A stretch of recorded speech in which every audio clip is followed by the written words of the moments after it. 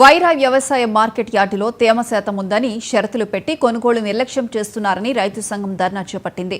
దాంతో ప్రధాన రహదారిపై గంట పాటు ట్రాఫిక్ నిలిచిపోయి ప్రయాణికులు ఇబ్బంది పడ్డారు. ధర్నా కార్యక్రమంలో రైతు సంఘం రాష్ట్ర అధ్యక్షుడు హేమంతరావు, జిల్లా ప్రధాన కార్యదర్శి బొంతు రాంబాబు, సిపిఎం నాయకులు బూక్యా వీరభద్రం పాల్గొన్నారు. మార్కెట్ యార్డుకు ధాన్యాన్ని తరలించి 20 రోజులైనా అధికారులు షరతులతో కాలయాపన చేస్తూ 5 కేజీలు కోత విధిస్తున్నారని రైతు నాయకులు మండిపడ్డారు.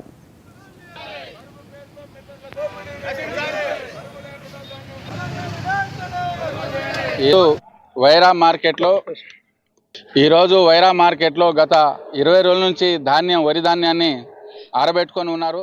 కానీ ఇవాళ ఇక్కడ కొనుగోలు కేంద్రంలో ఉన్నటువంటి సంబంధించిన అధికారులు 5 కిలోలు అదనంగా ఇస్తేనే కాటా పెడతామని కొర్రెలు పెట్టాన్ని నిరసిస్తూ రైతులు ఇవాళ రోడ్డెక్కి పెద్ద ఎత్తున ఉదయం 9 గంటల నుంచి 11 గంటల దాకా భారీ రాస్తారోకో నిర్వహించారు.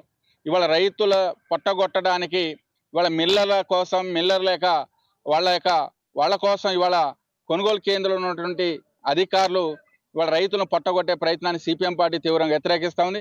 పండించిన ప్రతి గింజ ధాన్యాన్ని ప్రభుత్వం కొంటానని ఒకవైపున మంత్రులు ప్రకటిస్తారు.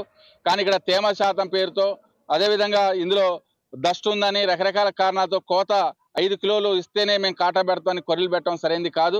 సిపిఎం పార్టీ మేము డిమాండ్ చేసేది రైతు పండించిన పంట, మార్కెట్లో వచ్చిన ప్రతి ధాన్యం గింజని కొనుగోలు చేసి రైతుకు అండగా నిలబడాలి అధికార యంత్రాంగం, ప్రభుత్వం అని డిమాండ్ చేస్తా ఉన్నాం.